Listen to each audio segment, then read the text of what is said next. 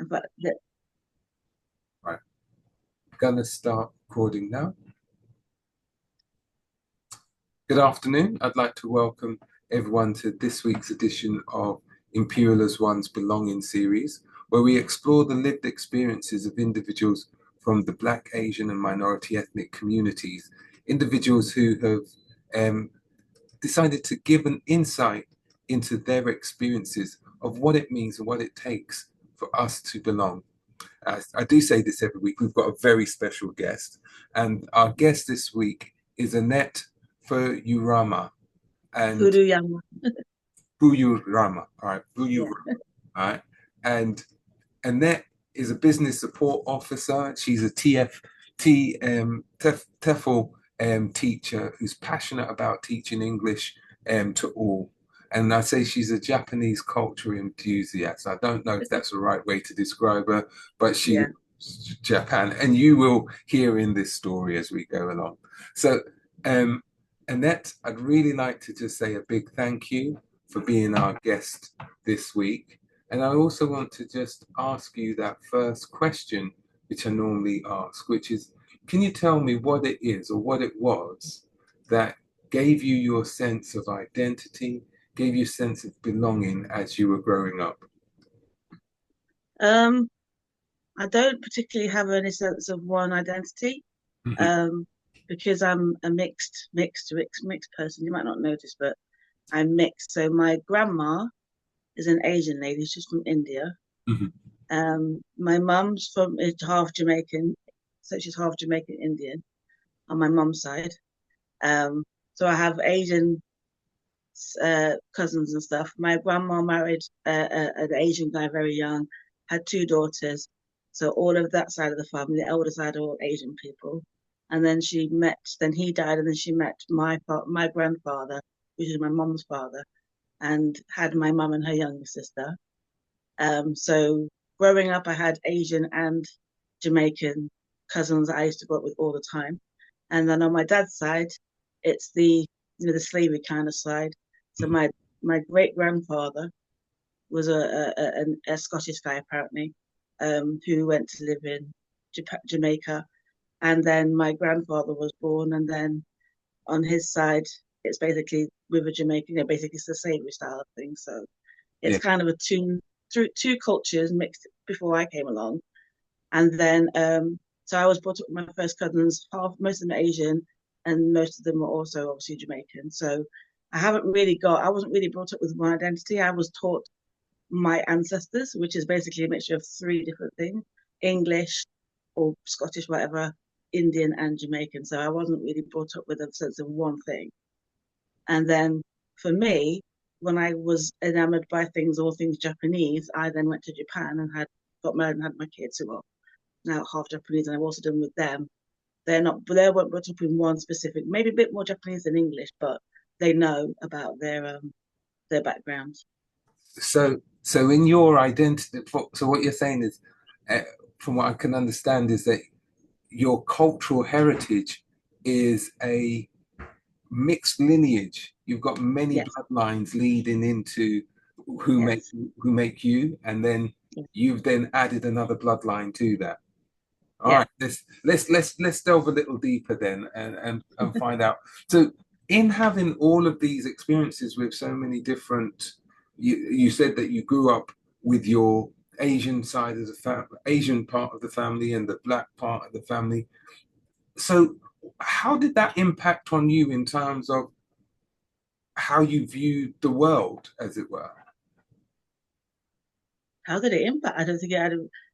I knew lots of different languages because obviously Asian languages has a lot of different bits like Punjabi, Gujarati, Hindu, and all that stuff. So, and also their festivals are slightly different, and what you wear is slightly different. Although most people see it as the same.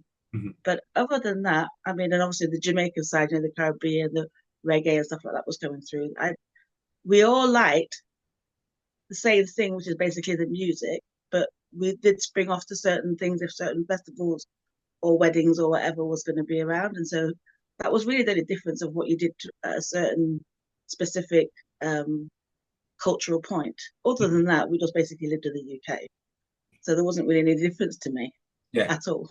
Okay. So when you were at school, what was it like for you when you were going through school as a dual heritage? Did people see you as being dual heritage? No, no. No one, even now, nobody at my school, primary or secondary school, saw me as anything but me. Right. Okay. So there was no difference. I mean, back in the day, I'm a 70s and 80s kid. So I'm a 70s child but an 80s teenager. Yeah. So back in those days, in my school, in my year, I was the only black woman and girl in my year, Right. all the way through primary school and up until the fourth, what they now call year 10, I think they call it now. But up until fourth year secondary school, I was the only black person in my year, and Yeah. it was just me. And you're going through the 70s and 80s. If you know those kind of history, you've got the racism, the coal mine thing going on. You know, lots of things were breaking out all over London and stuff. Not that much happened where I live because I live in Nottingham, but um, whenever there wasn't, I didn't feel any racism when I was growing up Hmm. because I had what you call protection. If people were coming to me or wanted, or people were hearing things in the grapevine, I wasn't. I kind of heard stuff, but it never came to me personally because it was stopped or by my friends or by other people before it ever got to people like me. So, and there wasn't a lot of people like me back in the day. Yeah. So, on Yeah. my street, we were the only black people. Maybe an Asian family was on the street at the same time, but most of the streets that I was growing up between the ages of about 2 and about 11, we were basically my family. Hmm. We all lived on the same street, about 3 or 4 doors away from each other. So we were all in each other's spaces. Hmm. So Okay. yeah, So for you, it was you grew up and I'm not going to say protected, but that impact wasn't, you didn't feel that impact directly no, on you at all. no. Okay. So I, what what was it then? Because I know that you said that we mentioned about the fact that you added another bloodline to it. What was it that gave you your interest, your enthusiasm for Japan and for that culture in itself? I was a TV kid. I still am a TV person actually back in the day, Hmm. but I watched TV it was religious. So I used to watch everything like the Old Grey Whistle Test, lots of old French, German subtitles or sometimes non-subtitles films. And back in the day, 1976 it was. I can remember the day actually. I was about 9, almost almost 10 years old, and there was the thing on TV on BBC Two called The Water Margin, and it was a it was a Chinese story, but made by a Japanese company back in the day. And I was always fascinated by foreign films or looking at people's lips and thinking, these lips are going like this, but the sound that I'm hearing, if it's in English, it doesn't sync up, or I'm reading something, the subtitles, but I'm hearing the real language. In this one, it was an English person. Well, it wasn't even English, but it was an English speaking person talking, but the lips were moving. But at the end of the actual series, because it was half an hour, was a song. Um, my family on my dad's side are all musically minded, so at the end of this series, this episode was a theme song, and the start of the actual music struck me. And then when I heard the actual singing, because it was actually in Japanese, didn't know it was Japanese at the time, I'm only 9 at this point, it just struck me, and that was it. I was like, I wanted to learn this song. So every day, every time it was on, and I used to record it, because we used to have these two things you have on a cassette tape thing. So I recorded it on an old Agfa cassette tape, and I started to learn the song. So, and I continued to learn it for about a year. So can you So that was my first influence of hearing Japanese, so or hearing something that I later learned that was Japanese. so can you remember the song now? Can you remember how the song goes? Um, Jinsei wa hitamono sa, and then it continues. And then it continued. Okay. And that was from when you were 9 years old. You learned that just from recording and that passion. So can you remember what it was about that song though that just fascinated you? No idea. I really don't know. It was just, it was as soon as, I don't know if it sounded, no, I really can't understand it. No, I don't even know now. It's over 40 years later. Yeah. I still don't understand it. But what did that lead you to do? Because I know that you said that you were in school, but what did that also lead you to do outside of school? When you found out that it Well, was, remember, I'm at primary school still, so I don't know what year that is. Year 4 or 5, whatever that yeah. is, 5 maybe. But now, well, it's yeah. Anyway, but where I lived at the time, I lived across the road from a library. Hmm. I'm also was also a book nerd back in the day, so I used to go across the library and try and find anything that I could find about Japanese. So I read lots of things about Japan in this Hmm. book. I found a really small, I don't know if I still got it, book. Let me just show you what it looked like back in the day. Hmm.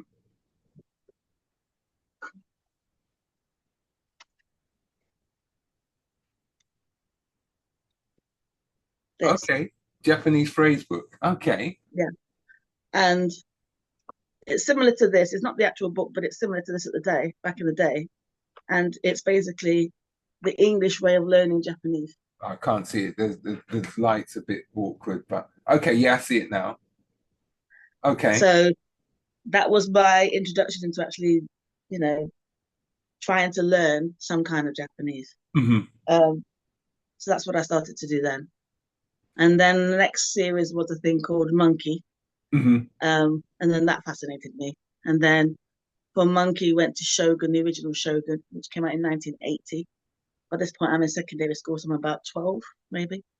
And then after Shogun was a thing called Tenko, about ladies, Western ladies that were holed up in Singapore that were taken over by Japan in the Second World War. Yeah. And then after that, there was Karate Kid.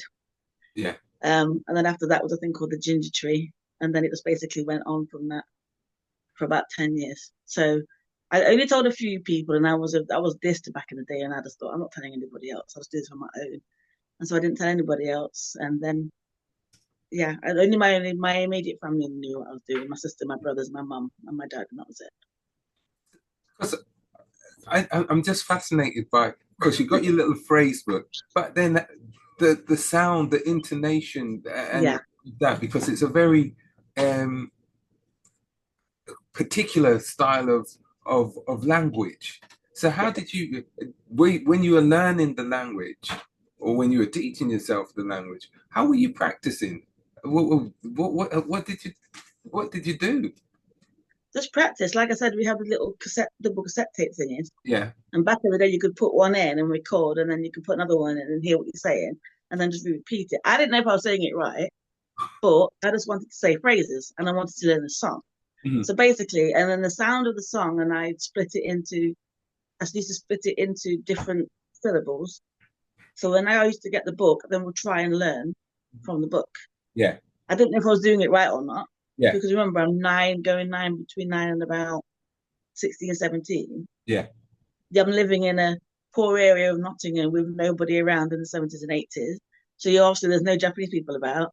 There's nothing really on TV that's about Japan unless it's about something on the news or about a TV program. So when I heard, so for example, my main push to learn the language properly was when I watched the first Shogun, because in the first Shogun, Lady Madiko actually teaches Mhm. Anjin-san how to speak in Japanese.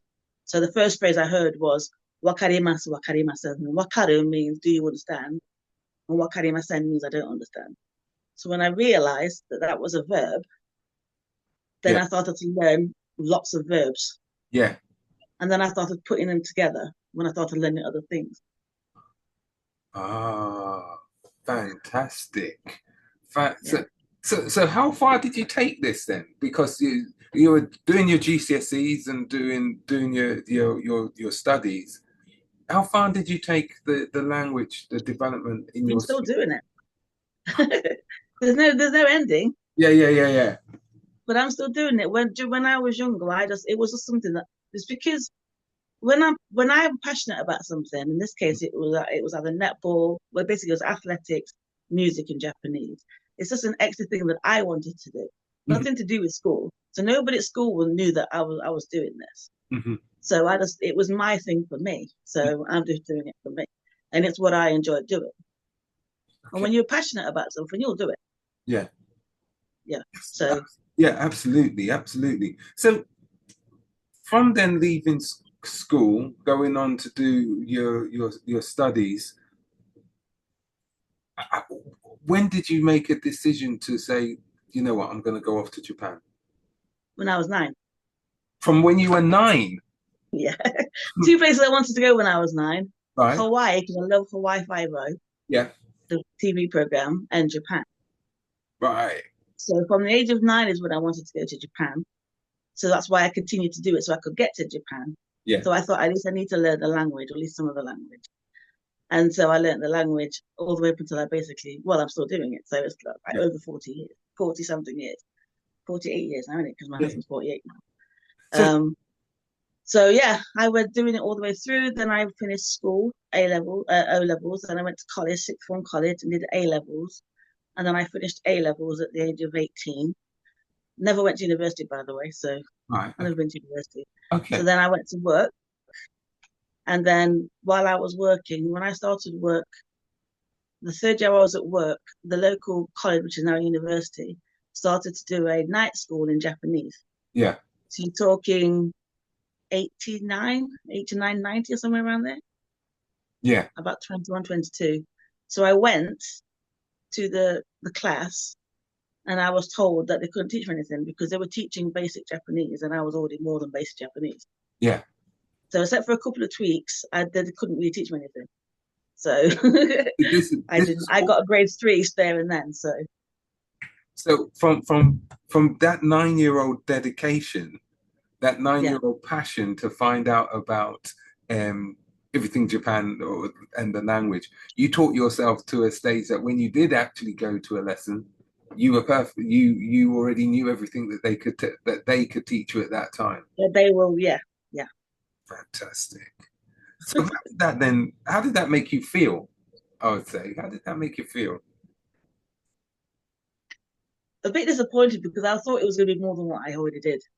Right. Okay. 'Cause I wasn't. I didn't think I was doing it right, but apparently, obviously, I did. I did because obviously it's my entire life since from the age, so about 10 years, 12 years of my life at Yeah. that point.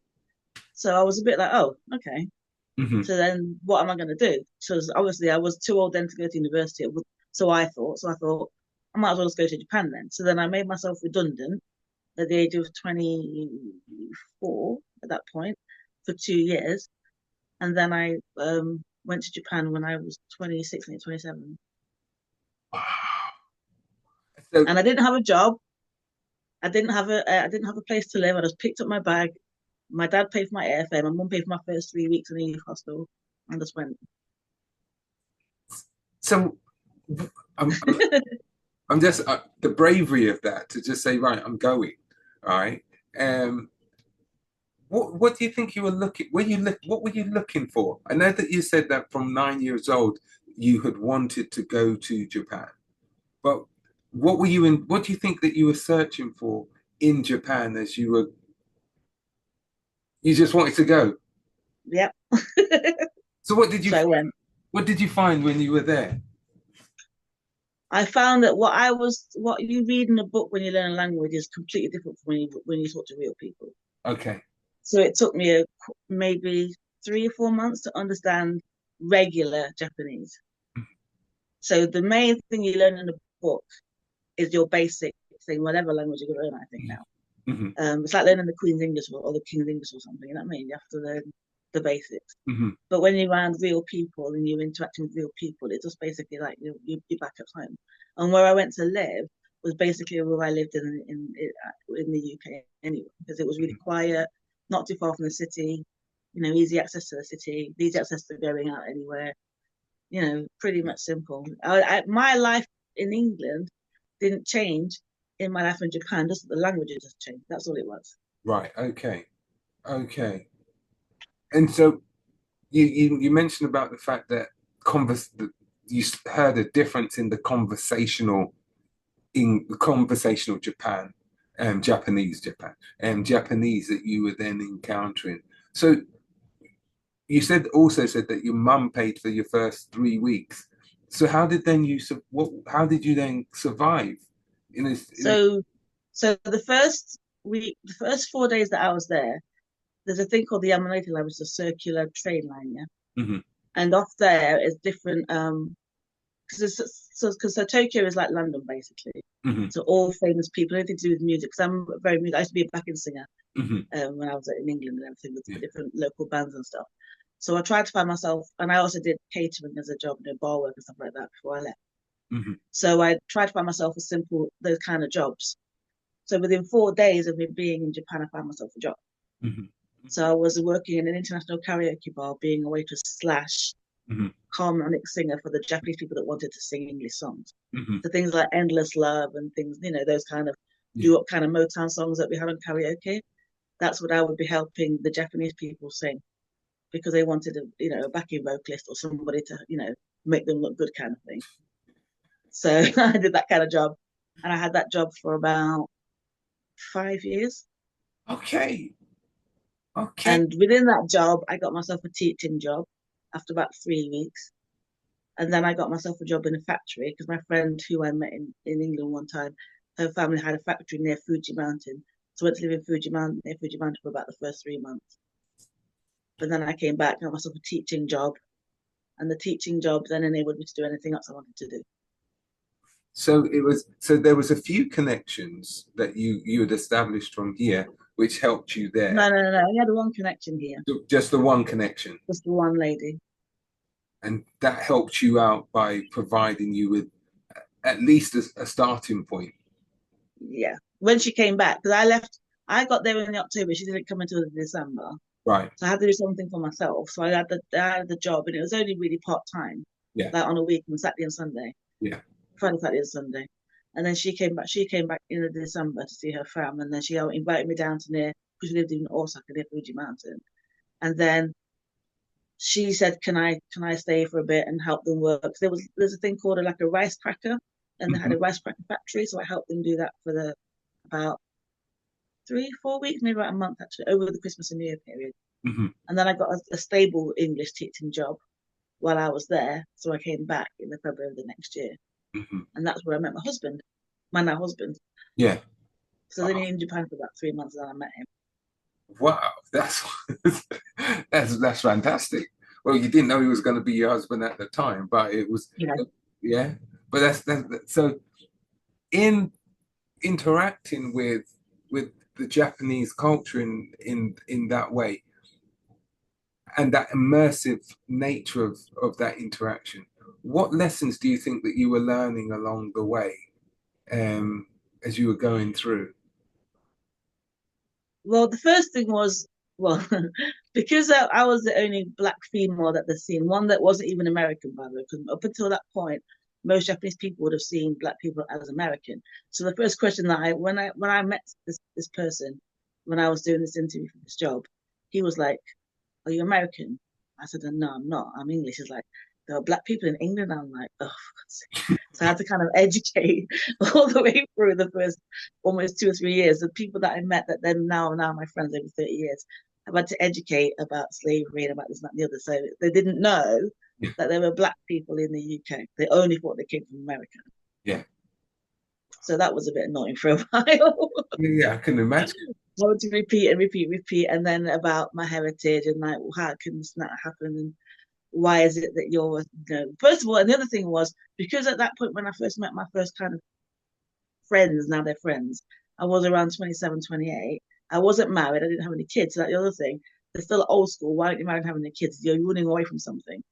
And I'm like going, no, I'm here because I want to be here, not because I'm running away from anything. Yeah, yeah. So that was another bit. So, So so there was. yeah. So I don't want to say they had very fixed idea. They had ideas. I don't want to say fixed ideas, but they had ideas of. No, no, they were fixed. They were fixed. They were okay. Because remember, the Japanese got taken over by the Americans after the Second World War. So Yeah, all they knew, black people, were Americans.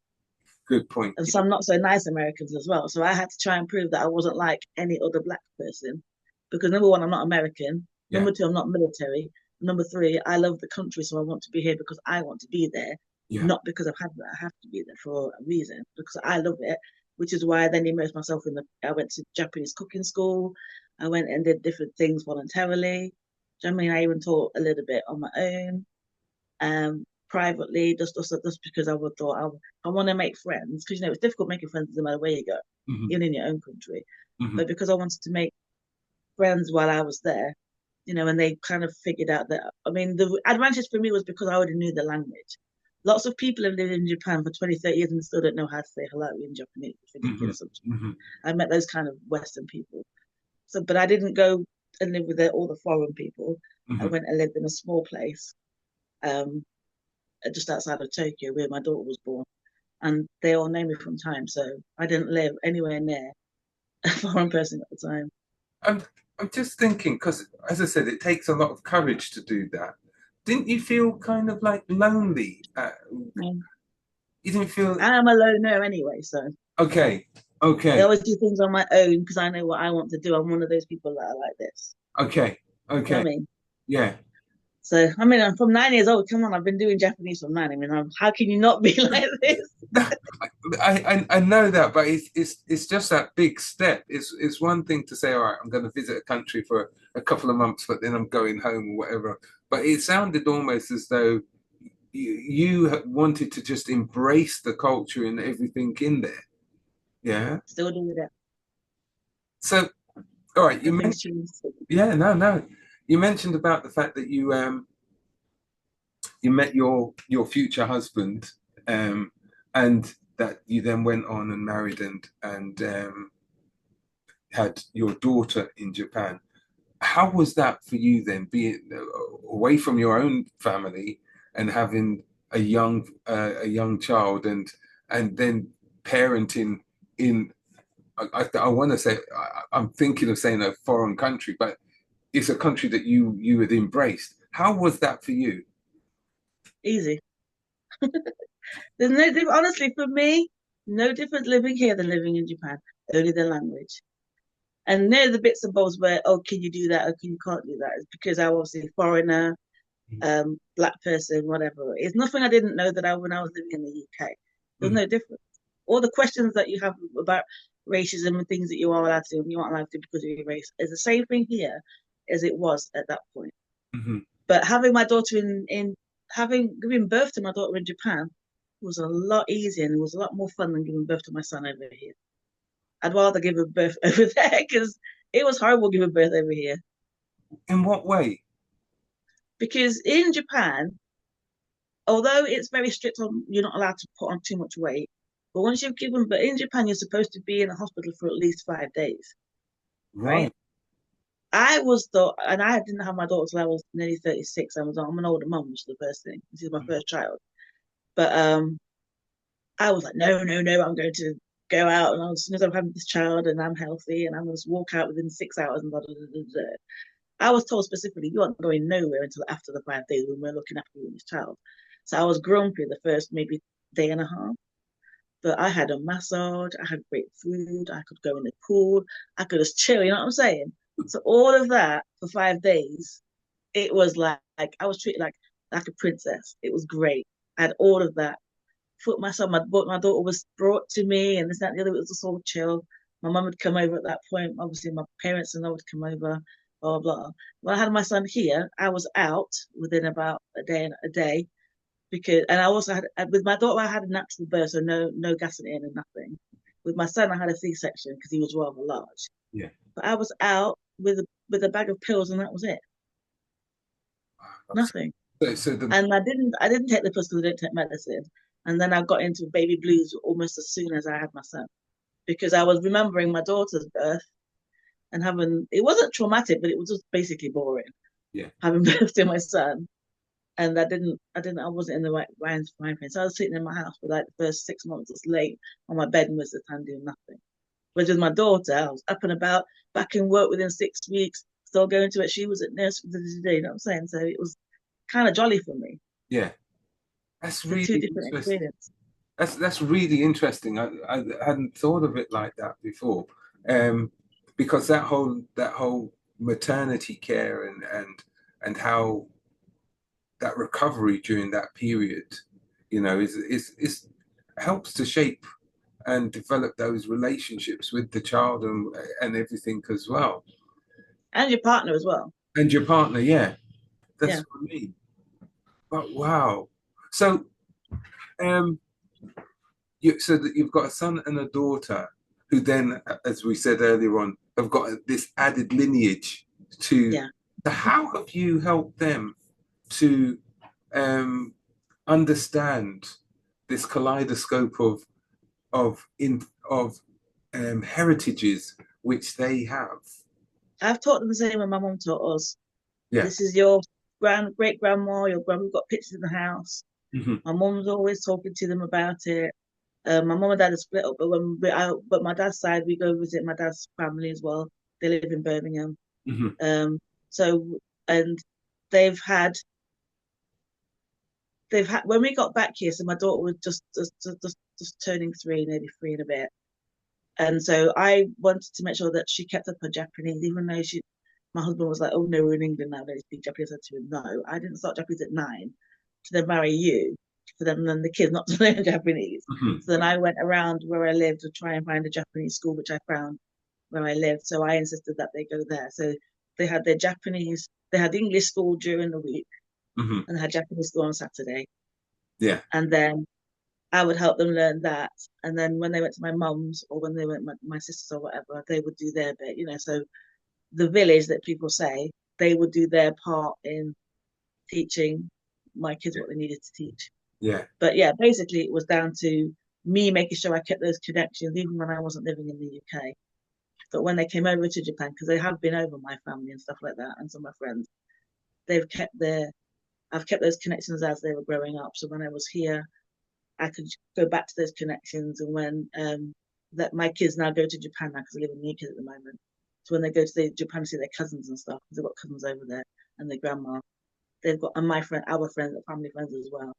They've got their connections over there, so we still have those connections on both sides of the world. So and also we've got connections in America and all over the place. So So you've kept you've kept your culture or the different lineages, the different aspects front and center that they understand where they fit in. Fit in is the wrong kind of words, but what? where they come from and how they are where they are. Yeah, yeah. And I always say to them when I got back to the UK and I saw there was a DVD box set of the Water Margin, I said if that wasn't for that program, you would not be here. It's true, isn't it? Though? Very much so. Absolutely. Yeah. Very much That so. box set must take pride in your home. No, I don't have the box set, but when I realized that it was, and then I saw it on television, I Mhm. said to them, and I got YouTube up at one point at some Yeah. point when they were a bit older. So Yeah. that because of that, you're here. Wow. Wow. That's amazing, that is. That is really amazing. So it's really been a consistent part of your entire life.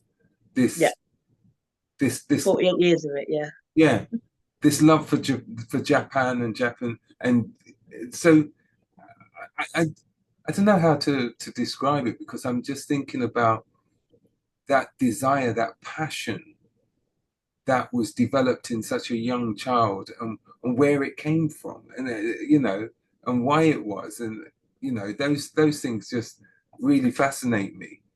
It's So still going. I mean, like I said to you yesterday, I've now joined the Japanese senior club yeah, because I'm in my some more 60s now that I am below. So I asked what I have lots of Japanese friends where I live, and so as we're getting older, we're realizing that certain our elders are either getting Alzheimer's or something similar. And I've known Japanese people who are a lot older than me in their 70s and 80s now who are starting to do that, or they've come to England 50, 60, 70 years ago, just after the war, got married, had kids.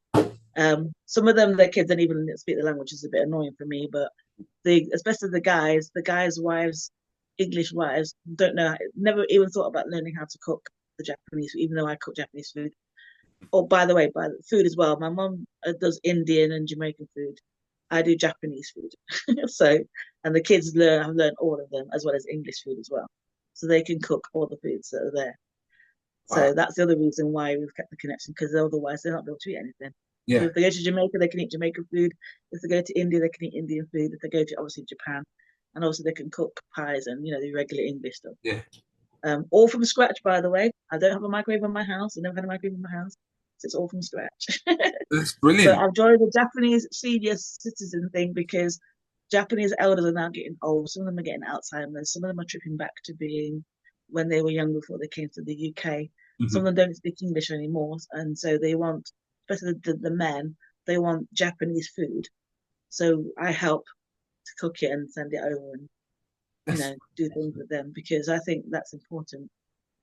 that's no, that is definitely it. It gives them that sense of belonging, even though they're away from Japan itself. They've been Uh, away from Japan over 50 years because they're in Yeah, their 70s and 80s now. yeah. So But the oldest one is 94.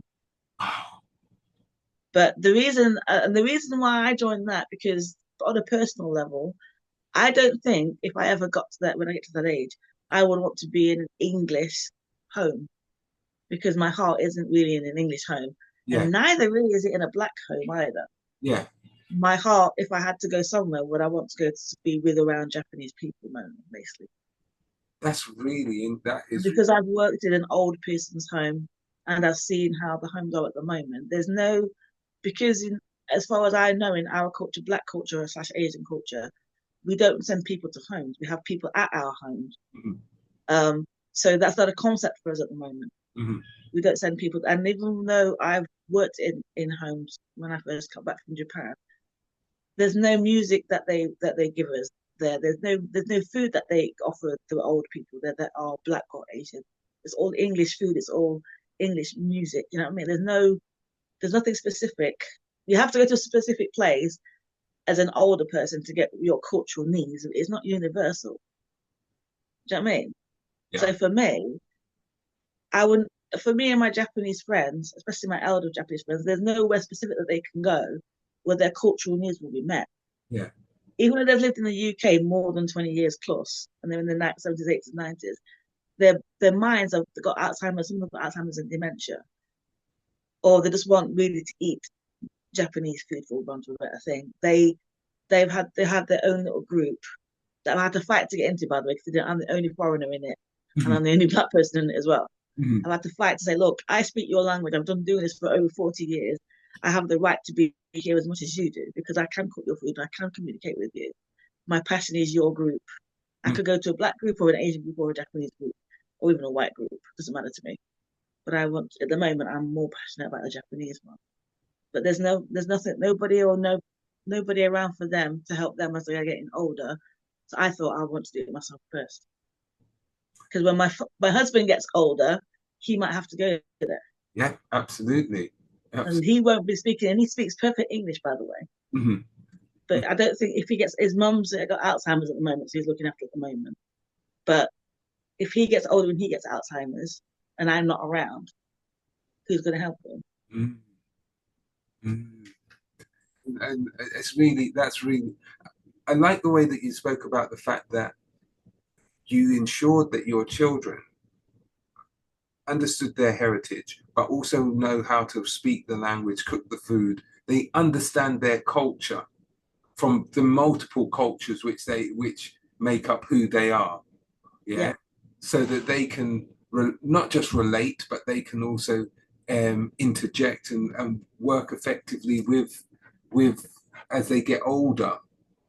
They Yeah. As you said, they can look after you and look after you in the way which you want to be looked after, and look after that is the same way that you're helping the other seniors so that they are feeling. And that includes my own mother because obviously she's old as well, Yeah, yeah, and all those elders as well, the elders that I was brought up with. So it's no, and for me it's no different. For me personally, I can move into a Jamaican household hmm, or an Asian household or a Japanese household or even an English household. hmm, So I don't see any. I don't like to say that's why I don't think I have a one identity hmm, because I can weave them. I can weave in that into different areas. hmm. It's amazing. That's yeah, it's the best of all of the worlds. Yeah, basically. Which is why I don't understand why people are fighting each other, Yeah, especially the mixed race kids. I don't understand it. yeah. I don't. It's yeah. I also think about because your dual heritage, and you did show me a picture of your children, and you can see that. Well, you can kind of tell that they may be dual heritage, but your daughter doesn't really appear. She looks as though she's more has more of a how can I put it?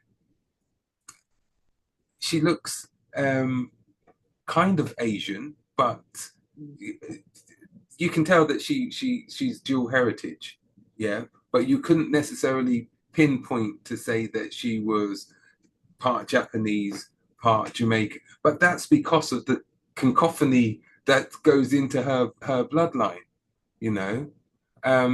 Whereas your son looks much more Japanese, but with as a Japanese, but with an afro, which Yeah. He's right? got the height of he's got the Yeah, height. He's yeah. now 6'1", and he's got a bit of a he's got like a 80s, 90s, no, 90s High Bobby top Brown freight. kind of African Yeah. going. Which it looks good on him. I tell you, it looks great. But It's horrible to comb though. yeah, well, it's hard. Um, but it's when you look at that and say that how did, I suppose it would be interesting to find out from them how they view themselves. And I know that when I spoke to your daughter, she said that she doesn't look at herself as one or the other, No, no. but she's a mix of everything, Yeah, you know? Um, yeah. and I It's think, only at specific places where I've, my son has no concept of being a black kid because number one, he doesn't look black, yeah, and I've told them about the black experience, for want of a better word, but mm, I said that's not what defines them because they're not just black. mhm, mhm, Neither are they just Asian. Neither are they just Oriental. yeah, They are a mix of everything, and that's what I was taught. I'm not just this person. I'm a yeah, mix of this person. This is where you weave and bob in life. yeah, When Black Lives Matter came out, my son had no clue. yeah, What is that? Why is there people that are racist? Because I didn't be brought up like that, yeah, and neither have they been brought up like that. But they know that there is an issue with people BAME, if you want to call it like that. mhm, But for them, they can't. They don't have the concept of being on one side or another because they can't really say the truth. yeah, yeah, And really neither can I, you know what I'm saying? So yeah. It's almost denying part of who you are if you view one part more so than the other. yeah. So So, they're a global family. We're a global family. So there's no reason for us to be at each other's throats. mm, mm, Which is why I was brought up to do, and that's what I brought up the kids to do. Which is why I still can't understand why mixed race people get annoyed at each other. And there's post-code wars and this kind. I don't get it. I, listen, it would take us a whole nother. It's taken Tell me about it. to try and figure that out. And what I Yeah, do like about yours, what you've told me, is the way in which you have embraced all of the different cultures. You understand that there's the good parts and the bad parts, but you've embraced it to say, let's look at it from a what are the things which unite us, right? Let's focus on those and recognize the things which divide us, and let's see if we can make them better. I, yeah. It that's hasn't been a conscious decision. That's basically how it's been. it. But It's not a conscious thing. It's just a natural flow of how I live, of how I've lived at the moment. I think that's partly though because of the way in which you said that you had grown up, that you had already embraced all of those cultures because they were part of who you were. So naturally, you're going to look for the best parts. And how can you say that this is better than this, right? When you just recognize that maybe just a cultural difference, you know? Yeah. So it's an amazing story. I'm going to ask two more questions, and my final two questions. And the first of those is, what advice would you give to your younger self? And the run on from that will be, what do you think your younger self would look at you now and say, wow? Okay. I'll answer the second one first. My youngest son will say to me, "Good gosh, girl, you did it. You are of all the odds, all the dissing that you got when you were a kid, all of the headaches that you had, all of the doubts that you probably had, you did pile through because you said, just watch me. And then you did it. Yeah. And the fact that what I have now, they're all bonuses of what I've Like I never thought I'd ever get married, which is the first thing. Definitely didn't think I was going to have any kids. Do you know what I mean? I had my first just before I was 36, my second one just before I was 40. Didn't even think I was even going to be with the same guy all this time. We've been together as mates for 30 years. Been married 22 years. Do you know what I mean? Yeah. I never thought that was going to happen to me, but my youngest self was a girl, pat on the back.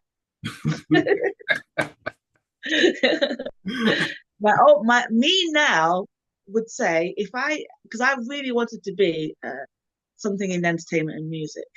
Mhm. So I think me now, I would have said you should have gone there at least 5 years before you did and really go for being a musician or a singer back. Because I used to back and sing back in the day, Mhm. blah, blah, blah. But there wasn't an avenue that I could see. I mean, I did join a band. We did put out some CDs. We had good. I was in front of 60,000 people in as a backing singer in a band in Japan. I was a DJ at one point. I was on television a few times, but I didn't really pursue it because I didn't see. Because back in the day, they used to view black people as being stupid. So any black person I used to see on television in Japan, that what they call a talentor, Mhm. they looked like as if they were just being made clowns. So I didn't want to be in that environment. So I didn't go in that environment. Yeah. So I was in a band for about 5 years, who I'm still mates with, by the way. I still go visit them and do some stuff with them when I go and visit Japan. But I wish I'd have done a bit more on the entertainment side Mm. because I See, really love entertainment. I mean, come on, the music was the thing that Japanese songs yeah, was the thing that captured me yeah, to go to Japan. So I wish I'd have done a bit more, a lot more then than now. yeah. That's amazing. Your story is. Oh, I should have investigated a little bit more about your musical background uh, and and and the fact that you were a backing singer, and but you have highlighted there about some of the prejudices um, that existed and how that made you feel as to say, well, can I actually go and pursue what I want to because of almost like I'm going to say a conscious decision to say, well, I don't want to be viewed in that way, Yeah, you know, basically. you Yeah. know, and I I mean, am, like I said, I was in a band, and when I got after the second year I was in Japan, and I moved from Tokyo to a place called Niigata. I mhm, was in a band, and and it was a brilliant band. And like I said, they were all still mates after nearly 30 years. We still hang out. We still see each other on Facebook and FaceTime quite often. And when I went to visit this year, I went to see them up there. I took the kids with me as well because the kids have known them from time. So mhm, I took the kids everywhere with me, by the way, especially to do with music and entertainment and gigs and stuff. mhm, And so I had a great time while I was in the band as well. We were doing mhm, things because each region had its own TV series. But if you do something in Tokyo, the things I saw in Tokyo, I was like, I don't want to really be involved in that. So I had to be content with what I was doing while I was not. I had to do some kind of entertainment. yeah, So the band that I was in and the gigs that I did and the concerts that I did were really cool. mhm, But I didn't pursue it as a job like I wanted to. But yeah, it's doesn't it? I've got a bonus of having two kids and a husband and that's hanging out. Do you know what I mean? exactly. No, that's amazing. That really is amazing. And I just want to say a really big thank you for being our guest this week and sharing your story about your lineage, the bloodlines, and how all of those things come together to make you um, the woman that you are and have the children that you've raised to be truly global citizens, you know, understanding about their culture and understanding about where they can potentially go and be, you They know. can go anywhere. That's right. And they can I go, mean, look, you've right. met my daughter, Yeah, she's, and she could go anywhere. I mean, and my son wants to be an astrophysicist, and he might want to go to the moon at some point. that's right. Do you know what I mean? Yeah, I'm not. There's no reason why they can't do anything as long as they've got the basics. And so I had to do my struggle. I mean, wasn't even a struggle. It was just easy. I did all my stuff on my own. But when and my kids, my daughter at age of 6 wanted to be something to do with veterinary stuff. That's what she's doing. mhm, My son around the same age wanted to do something with the stars and planets and stuff like that. So I helped them set them up to be what they want to be. I didn't have it for myself, but I think as a parent, it's good to if your kid has a dream. Kids change their mind 24/7. But if they're consistent in their dream, their mhm. main dream, then that it's our job to try and help facilitate that. So that's what I've been doing. Yeah, absolutely. That's amazing. Thank you. Really, thank Right. you. Right. I just want, yeah, I can't say enough how grateful I am to hear your story and the perspective that you've given us today. So a really big thank you. Right. I'm just going to announce what's happening in the next couple of weeks um, with the Belonging series. The share button. Right, just one second.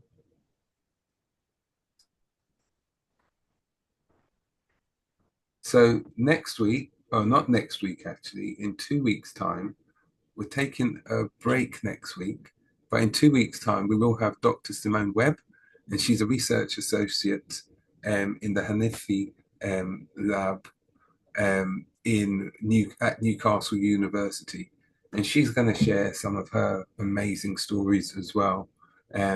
So please tune in on the 22nd, and it's also going to be at 2 o'clock, not 12:30 as usual. And also, if you have missed any of the other previous interviews, then please feel free to go to our YouTube channel, which is tinyurl.com/belonging IAO. And you will hear many, many other interviews that we've had over the years. Our book is out. It's still available for purchase. The Black PhD Experience, very, very good read. And again, I just want to say to everyone's story, however different, however similar, they're important for other people to know, to understand about what makes us who we are and what we can learn from others and how we can help that to influence who we are as individuals. So keep experiencing how you belong, and we'll join up again in a couple weeks' time. So until then, have a great day, and we will see you soon. Take care. Bye. Bye. Stop. Where's my stop button? For some reason, I can't find it.